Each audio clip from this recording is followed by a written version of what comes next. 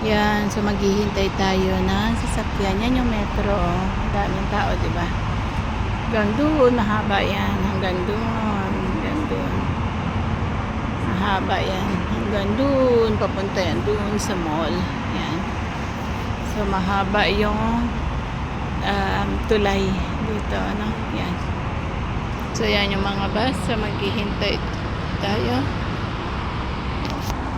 Ayan. So maghihintay tayo ng bus kasi 8 na, wala pang bus. Late tayo. Okay. So ganyan yung mga bus dito. Ganyan kalalaki.